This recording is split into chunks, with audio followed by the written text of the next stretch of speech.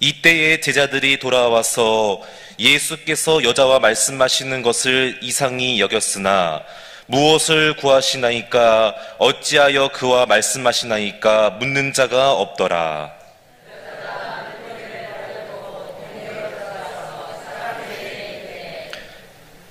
내가 행한 모든 일을 내게 말한 사람을 와서 보라. 이는 그리스도가 아니냐 하니 그 사이에 제자들이 청하여 이르되 랍비여 잡수소서.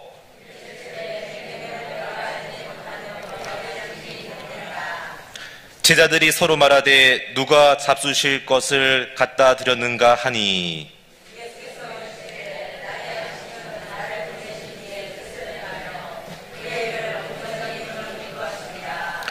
너희는 넉 달이 지나야 추수할 때가 이르겠다 하지 아니하느냐. 그러나 나는 너희에게 이르노니 너희 눈을 들어 밭을 보라. 희어져 추수하게 되었도다.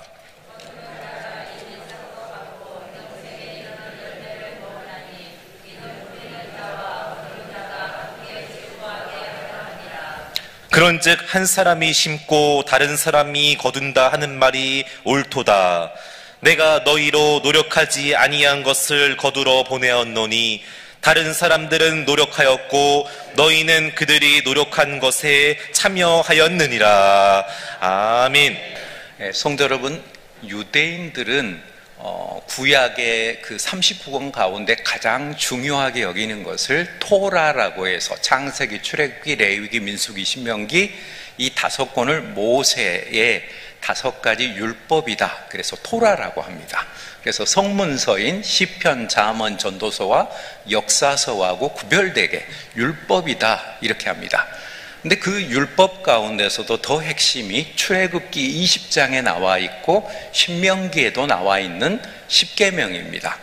그리고 이 십계명은 종교개혁가 루터와 칼빈도 마땅히 신약의 그리스도인들도 지켜야 할 계명이다 라고 했을 정도로 십계명은 중요한, 그리스도인에게도 굉장히 하나님의 말씀 안에서 여전히 우리가 율법이라기보다도 그것을 우리가 마땅히 기쁨으로 지켜야 될 하나의 조항이 됩니다.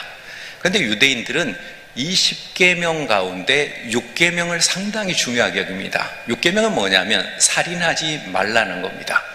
생명을 소중하게 여기라는 겁니다. 자, 그러면 다윗이 골리앗을 이렇게 해쳐버린 경우는 어떻게 될까요? 이것도 살인인데, 이런 경우에는 해석이 중요합니다.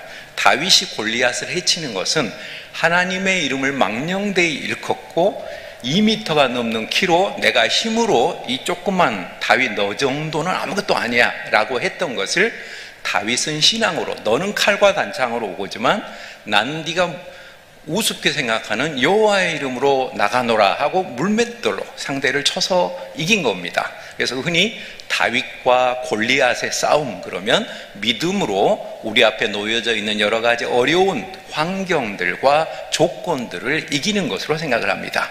그런데 흥미로운 것은 이 살인하지 말라는 것보다 더 중요하게 여기는 것이 5계명입니다. 내 부모를 공경하라. 그러니까 가정에서나 교회에서나 어른들을 잘 공경하는 사람들이 이상하게 복을 받아요. 여러분 진짜예요. 이거는 연세 드신 분은 무조건 공경하라 그런 뜻은 아닙니다. 그러나 확실한 것은 어른들을 공경하는 사람들이 뭔가 잘 풀려요. 왜냐하면 어른을 공경한다는 것은 인생의 지혜를 알고 있는 사람입니다. 나도 언젠가는 저렇게 나이가 들어, 이거 아는 사람이에요. 내가 지금 젊다고 자기는 절대 안 늙고 은퇴도 없고 영원히 젊을 줄 착각하는 거 아주 어리석은 겁니다. 어른을 공경한다는 것은 그 인생의 지혜를 알기 때문에 어른을 공경하면 이게 내게 복으로 돌아오는구나, 이걸 알기 때문에요. 근데 또 재밌는 것은 5계명보다 유대인들이 더 소중하게 생각하는 게 4계명입니다. 안식일을 거룩하게 지키라. 지금 개념으로 보면 주일을 거룩하게 지켜라, 이런 계명입니다. 그래서 신학자들 가운데는 이렇게 표현하기도 합니다. 유대인이 안식일을 지킨 것이 아니고 거꾸로 안식일이 유대인을 지켜줬다. 여러분 이게 굉장히 의미가 있어요. 왜냐하면 하나님을 경건하게 섬기기 때문에 안식일, 그리스도인 같으면 주일을 귀하게 여기는 것이죠. 그런데 구약의 안식과 우리가 지금 생각하는 주일은 좀 차이가 있습니다. 구약의 안식일은 소극적으로 아무것도 하지 않은 겁니다. 그래서 2km 이상 걸어가면 안 되고요, 바느질도 3바늘 이상 하면 안 되고, 물에 빠진 양이나 소가 죽을 것 같으면 건져내주고 안 죽을 것 같으면 그 다음날 건져주고, 이게 이제 소극적인 안식일이라면 주일은 그렇지 않아요. 적극적으로 누가 어려움에 처하면 그 상대방을 신방 가서 병원에 가기도 하고, 슬픔을 당하는 가정에 장례식장에도 가고, 적극적인 차원이 주일이라고 할 수 있습니다. 그렇다면 오늘 본문에 수가성이라고 하는 사마리아 지역에 있는 여인을 예수님께서 만나셔서 그를 변화시켜 주시는 과정이 나옵니다. 이 여인은 참 당돌한 여성이에요. 왜냐하면 보통 사람은 이렇게 여름철처럼 더우면은 물을 기르러 아침에 가거나 저녁에 가야 되는데, 오늘 시간을 보면요 9시예요. 9시는 우리 로마 시간이고, 우리 현재 시간으로 바꾸면은요 낮 12시예요. 세상에 낮 12시 그 더운 시간에 물을 기르러 간다는 것은 왕따 되어 있는 여성이라는 거예요. 여러분, 이 사람은 다른 여자를 보기가 힘들어요. 왜? 예전에 내 남편이 5이 있었는데요, 아니래요. 지금 6번째 남편하고 동거를 하고 있어요. 성적으로 문란하다 보니까 다른 여자를 만나기가 싫은 거예요. 그러다가 예수님을 딱 만났는데, 처음에 예수님이 물을 좀 달라고 했더니 유대인인 당신이 왜 나한테 주라고 합니까? 그러다가 두 번째, 당신이 야곱보다 더 큰 사람입니까? 그러다가 당신이 남편 5이 있었는데 데려와라. 그러니까 깜짝 놀라서 선지자시군요. 그러다가 나중에 네 속에서 영원히 솟아나는 샘물, 오늘 먹고 끝나는 게 아니라 그런 샘물을 주리라. 그랬더니 아이고 메시아셨군요. 이렇게 변해갑니다. 사실 그리스도인의 신앙도 그렇습니다. 유명한 에스겔서를 보면은 처음에 물이 발목, 그 다음에 무릎, 그러다가 허리, 마지막에 키까지 넘어갑니다. 그래서 신앙생활도 갑자기 믿음이 좋아지는 게 아니라 교회 가자고 부모님이 데려와서 모태신앙이 됐거나, 또는 친구들이나 구역 식구나 누가 이렇게 왔는데 어쩌다가 끌려와갖고 오다 보니까 이 교회가 하필이면 뜨거운 일산명성교회예요. 그래서 할 수 없이 나도 다른 데 갔으면 조용히 예배 드릴 걸 갑자기 박수를 치고 찬양하고 오들게 돼버렸어요. 그러다 보니까 또 토요일 새벽기도라든가 특별 새벽기도나 통해서 무릎을 꿇게 됐어요. 그래서 무릎까지 신앙이 됐다가 내가 이제는 성령 안에서 신앙이 뜨거워져요. 그럼 허리까지 되죠. 근데 허리부터는 함부로 여러분 못 살아요. 이거 물에서 조심해야 돼요. 허리 넘어가면 잘못하면 가는 거예요. 여러분, 죽는 거예요. 그래서 저 같은 아마추어는 조금 몇십 미터는 헤엄치지만 허리 넘으면 절대 안 가요. 여러분, 더 이상 미리 나는 안 갈 거야. 근데 괜히 겁대가리 없이 깊이 들어가면 죽는 거예요. 잘못하면. 근데 여기서부터 성령이 우리를 완전히 주장하여 주시면 세속적인 시각이 아니라 하나님의 말씀 안에서 살아가는 능력의 사람으로 바뀌게 됩니다. 바로 그게 에스겔서에 나와 있는 물의 깊이에 따른 그 사람의 신앙의 성숙도를 볼 수 있습니다. 자, 그렇다면 오늘 요한복음 4장에 나오는 예수님의 양식과 안식은 구체적으로 어떤 것을 우리에게 의미하는 걸까요? 예수님의 양식과 안식은 첫 번째로, 예수님은 때로 일을 중지하시고 홀로 쉬셨습니다. 여기서 홀로 쉬었다는 게 중요해요. 지금 전국적으로 이렇게 제가 인터넷에서 검색해 보니까 어디가 여행지 1번이냐면 우리 국내에서는 동해안이랍니다. 근데 어저께 저녁에 강릉 경포대에 사람들이 전부 한숨 쉬면서 경포 해안에 나왔대요. 열대야래요. 저녁에 30도가 넘었대요. 집에가 있을 수가 없어. 더워. 호텔에 간 분은 에어컨 틀면 되지만 그냥 민박 가신 분들은 에어컨도 없고 그러면 꼼짝없이 그냥 바닷가에 나와 있어야 되는 거예요. 그래서 좀 심하게 표현하면 더위를 피하러 갔는데 그쪽이 더 더운 지금 불상사가 벌어졌어요. 또 해외에 나가면은 어떻게 됩니까? 요트입니다 하고 무슨 옵션 상품은 그렇게 많은지 이것도 하세요 저것도 하세요 그러더니 뺑뺑이를 또 동남아로 가면 침향을 사세요, 뭐 라텍스를 사세요, 뭐 한약재, 기념품, 사람 잡아요 이거. 이러다가 스트레스가 오히려 쌓여갖고 안식을 하는 게 아니라 피곤해져요. 자, 오늘 여러분, 홀로라는 것은 무슨 뜻이냐면 내가 평상시 중요했던 것을 내려놓으라는 소리입니다. 내가 텔레비전을 좋아했잖아요. 오늘 저녁에 하루만 참아보세요. 그게 여러분 홀로라는 의미예요. 내가 스마트폰을 너무 좋아했어. 근데 내일 월요일 하루는 한 번 안 써보겠어. 이게 여러분 자기를 영적으로 훈련하는 그런 훈련입니다. 거꾸로 하나님 말씀을 한번 월요일은 좀 더 많이 읽어보자. 이는 하나님 안에서 이런 것들이 홀로라는 겁니다. 예수님은 성경책을 공관복음, 마태, 마가, 누가, 요한복음은 결정적일 때마다 홀로 기도하러 가셨습니다. 12제자를 선택하러 갈 때, 또 십자가를 지기 직전에, 또 그 밖에 죽은 사람을 살리기 직전이라든가 이런 결정적일 때마다 홀로 아버지와 기도하는 그러한 과정을 거치십니다. 즉 홀로라는 것은 때로는 우리에게 침묵이 필요하다는 것을 보여줍니다. 저도 좀 오래전인데 부목사 때 크리스찬 아카데미 하우스라고 거기서 주장을 하는 북한 사내가 있습니다. 거기 3박 4일 프로그램 중에 한 번이 그 전날 저녁 7시부터 그 다음날 7시까지 24시간 침묵해 보는 거였어요. 아, 이거 쉽지 않더라고요, 여러분. 24시간 아무 말도 하지 않고 버텨보는 거 정말 쉽지 않았어요. 근데 많은 것을 동시에 배웠습니다. 우리가 생각보다 말이 너무 많더라고요. 오죽하면 기독교인들은 물에 빠지면 심심해서 위로 뜨는 사람은 이게 입이 가벼운 분이고, 그래도 안 뜨는 사람은 그걸 못 참고 물고기하고 이야기하고 있는 분들. 그런 말이 있어요. 그렇게 이야기를 하고 하기를 좋아하신다. 근데 때로는 침묵이 우리에게 필요합니다. 말이 너무 많으면 사람이 급해지고 변명을 하게 되고 합리화를 하게 되고 잘못된 길로 갈 수가 있어요. 그런데 홀로 침묵 가운데 하나님의 음성을 듣다 보면은 사무엘처럼 진짜 하나님의 말씀을 듣는 이런 놀라운 일이 일어납니다.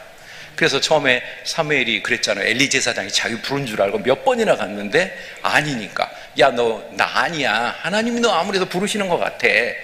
결국 주의 종이오니 제가 듣겠습니다 했을 때 사무엘이 하나님으로부터 부르심을 받게 됩니다. 이처럼 저와 여러분은 때로 일을 중지하고 우리가 영혼의 금욕처럼 예수님께서 홀로 쉬신 것처럼 조용히 하나님의 말씀 안에서 명상하는 우리가 될 수 있기를 바랍니다. 여러분, 다음으로 예수님의 양식과 안식으로 두 번째는 예수님은 조용하고 한적한 곳에서 쉬셨습니다. 여러분, 시끄러운 곳에서는 쉴 수가 없어요. 사실은 이게 너무 복잡해요. 뭐 호캉스에 가고 호텔 안에 뭐 들어가면 좀 쉴 것 같은데, 호텔도요 아침 뷔페 먹으려고 줄 서 있고요, 수영장에 가면 꼬맹이들이 악쓰고 막 난리를 치고요. 야, 절대로 조용하지가 않아요.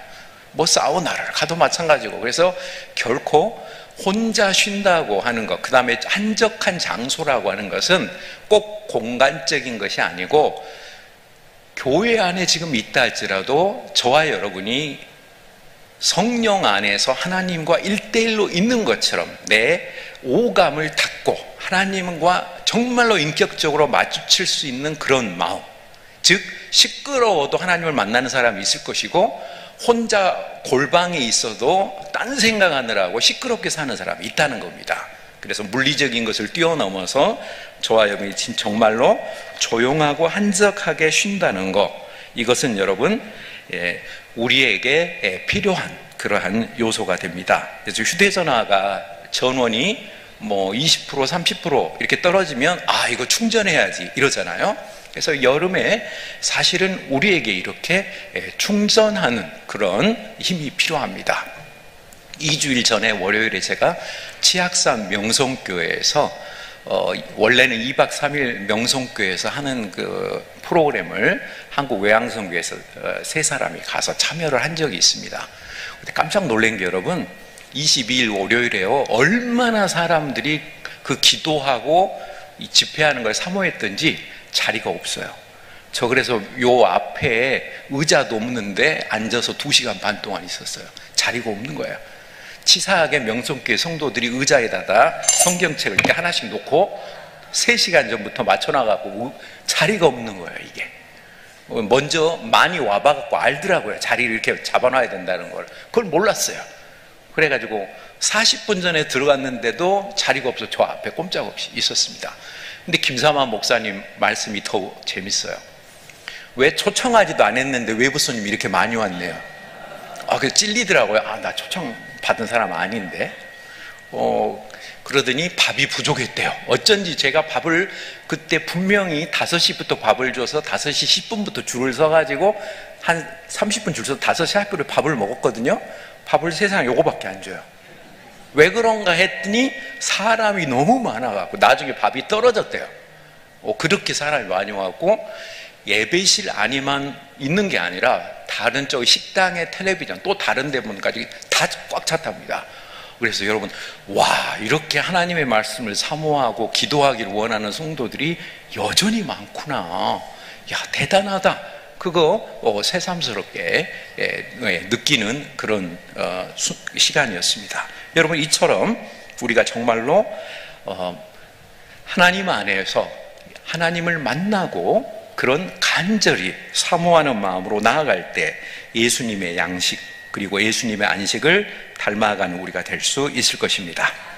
다음으로 예수님의 양식과 안식은 세 번째로 하나님과 교제하면서 안식을 하는 겁니다. 그런데 이 교제는 하나님의 말씀인 성경과 기도를 통해서 교제하게 됩니다. 김삼환 목사님에게 제가 참 재밌는 말을 하나 들어서 여러분께 소개하고 싶은데요. 올해 김삼환 목사님께서 2024년도에 얼마 전에 태국을 가셨대요. 그래서 태국에 선교사 집에 갔는데 무서운 말을 들으셨대요. 어떤 말을 들었냐면 선교사 그 안방에 집에 코브라가 올해 2번이나 나타났대. 안방에. 그럼 코브라가 뭐예요? 독사인데 휙 하고 일어서 갖고 고개 빳빳하게 세우는 녀석 있죠. 저도 태국에서 그 녀석 한번 본 적이 있거든요. 근데 이거 저는 보자마자 도망갔어요. 이건 무조건 도망가야 돼. 옆에 있으면 안 돼요. 왜냐하면 코브라는 물렸다 하면 5분 안에 죽는 수가 있어요. 사람이 워낙 강력한 세계 10대 독사 가운데 하나이기 때문에. 그런데 세상에 저녁에 만약에 이 코브라를 선교사 가정에 모르고 화장실 가려고 저녁에나 새벽에 밟았다. 그럼 이 녀석이 기분 나쁘게 너 조심해 그럴 것 같아요? 아니면 칵 물어버릴 것 같아요? 물어버리죠. 물어버리면 어떻게 될 것 같아요? 병원에 즉각 가지 않는 한은 가시는 겁니다. 지금도 태국은 산모작을 하는데 물속에 숨어있는 코브라를 농부들이 잘못 밟아서 몇십 명씩 1년에 죽어요. 코브라한테 물렸다 하면 가요. 우리나라는 까치 독사, 살모사 물려도 제가 기독병원에 있을 때 사실 직원이 순창에서 이렇게 농사를 짓다가 손가락을 물렸어요. 살모사한테.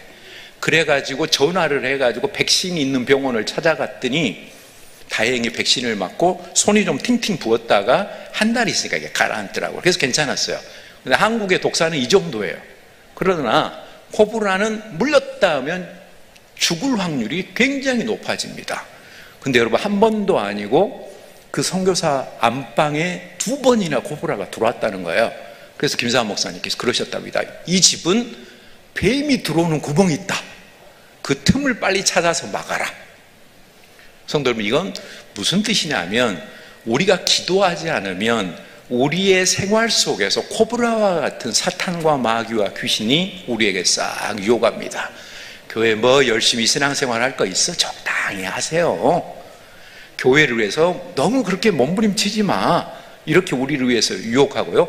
기도 어쩌다가 한 번씩 하면 되지. 기본만 해. 교회 가서 특별히 열심히 할 거 없어. 우리 이렇게 유혹하는 거예요. 바로 그 틈을 막아주는 것이 기도입니다.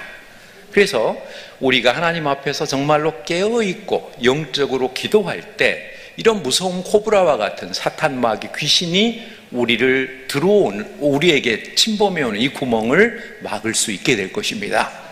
여러분, 이거는 우리 힘으로 절대로 불가능해요.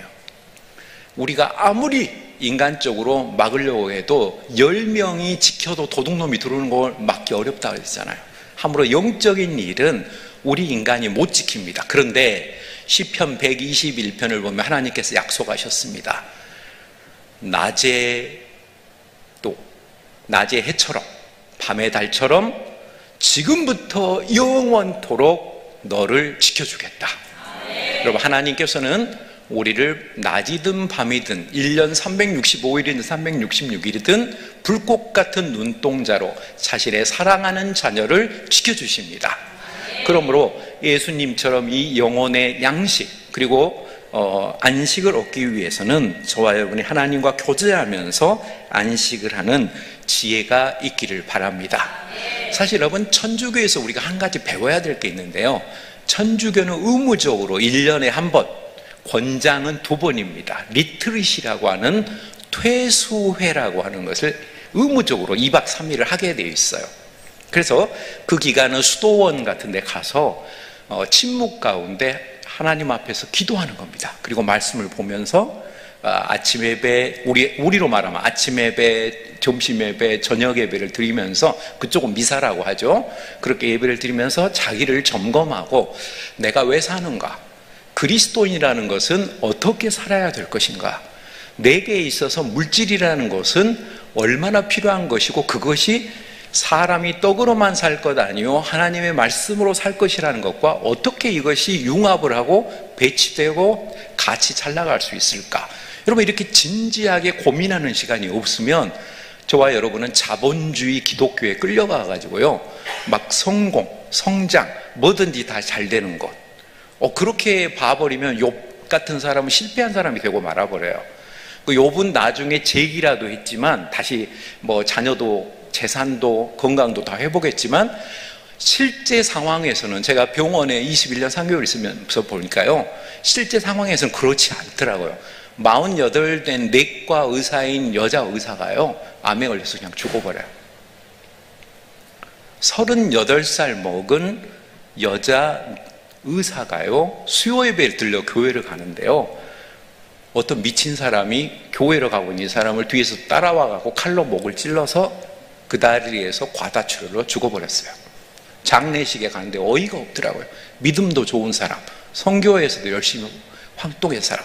나중에 조금 이해하게 됐습니다. 그 아버지가 전남대 철학과 교수셨는데 불교 신자였어요. 아주 지독한. 그런데 기독교를 잘 믿는 딸이 죽고 이분이 세상에 회심을 했어요.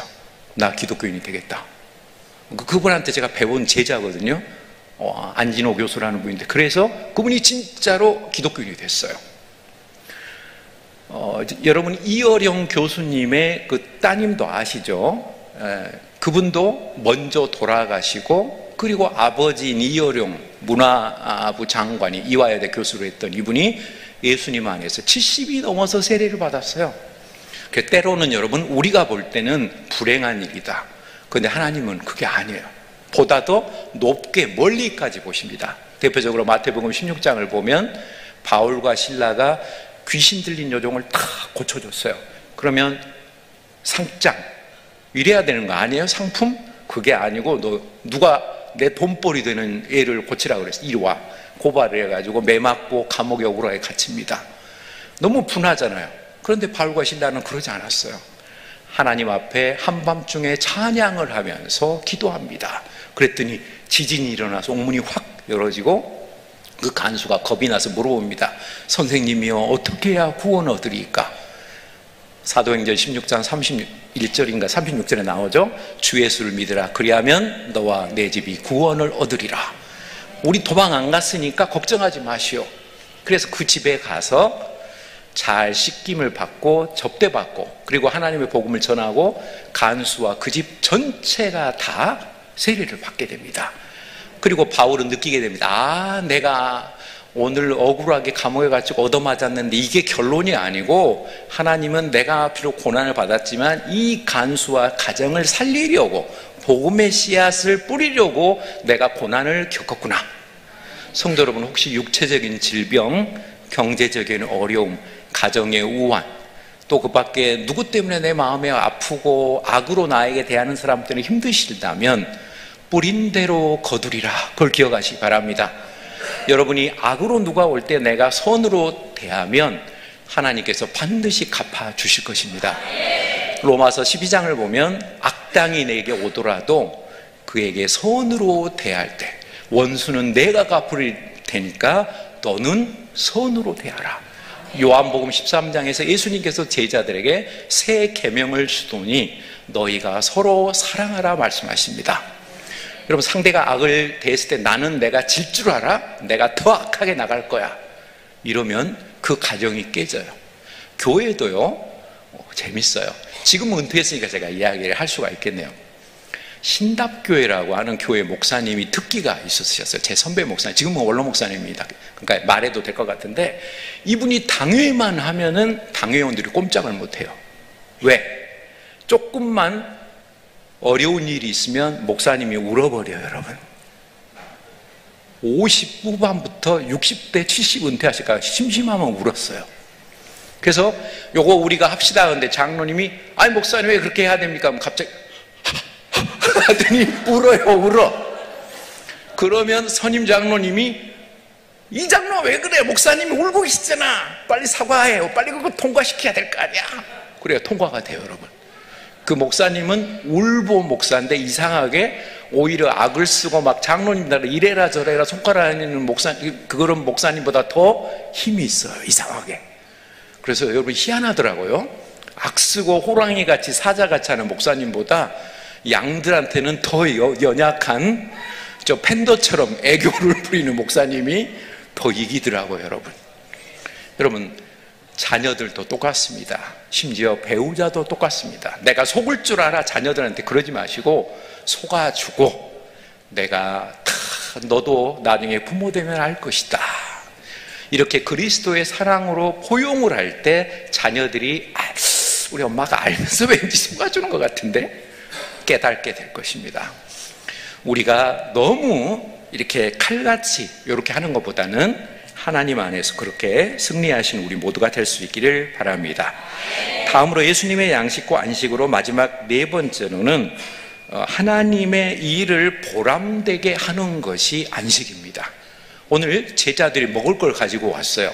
근데 예수님이 재밌는 말씀하십니다. 너희들이 모르는 양식이 있다. 그건 뭐냐면요, 잃어버린 이 여인을 예수 그리스도가 메시아라고 알게 하고, 그리고 이 여인이 얼마나 재밌냐면요, 12시에 물을 뜨기 위해서 동이를 가져와서 채워놨거든요. 마을까지 꽤 멀어요. 이거 두고 메시아가 나타났다 하고 그냥 동네에 가서 예수님 막 전해요. 그냥 사람들이 우르르 와서 예수님에게 그 복음을 듣고 이 사람들이 믿게 되는 것이 뒷부분에 나와 있습니다. 즉 누가복음 5장에도 보면 베드로와 야고보, 요한이 깊은 곳에 그물을 던져가지고 어마어마하게 큰 물고기를 잡았는데 다 버려두고 예수를 따르리냐 한 것처럼 정말 중요한 것을 보게 되면 물질적인 것이 문제가 아닙니다.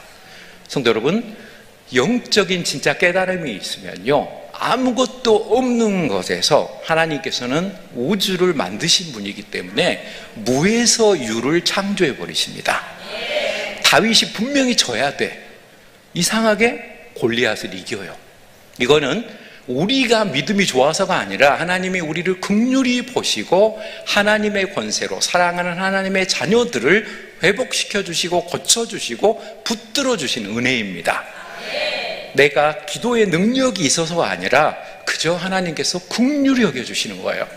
그래서 늘 우리는 기도할 때마다 하나님 긍휼히 여겨주세요. 하나님 불쌍히 여겨주세요. 저는 기도의 능력도 없고 부족하고 하나님께서 그저 긍휼히 여겨주시는 한도 안에서만 승리할 수 있습니다. 여러분, 이 겸손한 마음 있는 사람은요 쉽게 안 무너져요. 어떤 사람이 무너지냐면요, 나 40일 금식기도 3번 했어. 나 귀신 쫓아, 병자도 쫓아, 한때는 나 끝내주는 사람이어서 까불면 이런 사람들이 느닷없이 박태선 문선명이 돼버리는 거예요. 여러분, 이분들 대단한 능력자였어요. 한때는 박태선 씨, 전도관, 통일교 문선명 이 사람들도요 병 고치고 사람 귀신 쫓고 한때 그랬다니까요. 근데 자기가 그리스도라고 까불고 교만해지니까 붉은 용과 같은 사탄이 딱 그 사람 붙들고 그래, 네가 그리스도야. 그래서 이 사람들이 맛이 간 거예요. 여러분, 늘 우리는 겸손해야 됩니다. 내가 설사 귀신을 쫓는 능력이 있고 병 고치는 권세가 있어도 내 힘으로 한 거 아니야. 하나님이 잠깐 나를 통해서 하나님의 능력을 나타내신 거야. 여러분, 이런 사람에게는 끊임없이 그런 힘도 나오고 계속해서 이길 수 있는 권세가 주어집니다.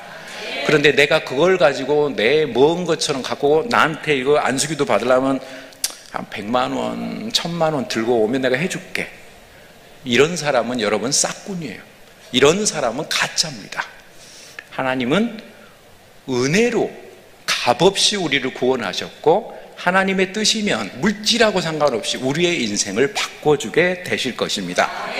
성도 여러분, 때로 일 자체를 안식으로 생각할 수 있어야 합니다. 예수님께서는 이 여인을 고쳐주시는 것을 요걸 쉬는 곳으로 봤습니다. 교회에 어려운 처지에 놓여 있는 사람, 형편상 어려운 사람을 우리가 돕고 그를 위해 중보기도 하고 작은 거라도 함께 나눌 때 구역에 그 사람의 영혼이 영육간에 살아나는 귀한 은혜가 있고, 야, 일산명성교회는 정말 구체적으로 사랑이 넘치는 교회야, 이런 말을 듣게 되고, 와, 내가 교회를 위해서 무엇을 할 수 있고 어떤 것을 함으로써 하나님 나라를 위해서 내가 의미 있는 사람이 될까, 이렇게 될 것입니다. 여러분, 우리가 야곱에게서 특히 하나 배워야 될 것은, 야곱이요 라헬을 사랑하니까 7년을 수일처럼 노예 생활을 생각했어요. 내가 싹군인데 7년을 수일처럼, 며칠처럼, 얼마나 라헬을 사랑했으면. 여러분, 이게 중요합니다. 내가 정말로 우리 가족을 사랑한다면, 아, 내가 왜 꼭 이거 해야 돼? 당신 좀 하면 안 돼? 당신 집에서 뭐 해? 이렇게 여러분 시비 거는 게 아니라 기쁨으로 할 수 있습니다. 아니, 왜 우리 교회 헌금위원이 나만 해야 돼? 식당 봉사 왜 나만 해야 돼? 여러분, 이렇게 하다 보면은 끝이 없어요. 하나님께서 나에게 귀한 일을 맡겨주시는구나, 그저 감사하다, 내가 할 수 있는 데까지는 하자. 이것도 내가 너무 나이 들면 도저히 할 수 없을 거야. 할 수 있을 때까지는 하자. 바로 거기에 자원하는 기쁨이 있고, 그 안에 하나님께서 주시는 복의 통로가 되는 놀라운 일이 있게 될 것입니다. 하나님께 사랑하신 성도 여러분, 우리가 인생에서 때로 휴식도 부족하고 스트레스도 많은 이 현대 사회이지만, 예수 그리스도의 양식, 그분의 안식을 저와 여러분이 따라가게 되면 진정으로 이 땅에서의 참된 양식, 그리고 쉼을 누리며 살아가는 그러한 복된 그리스도인의 삶으로 열매 맺을 수 있게 될 것입니다. 이러한 귀한 은혜가 우리 모두에게 임해지기를 주님의 이름으로 축원합니다. 기도하시겠습니다.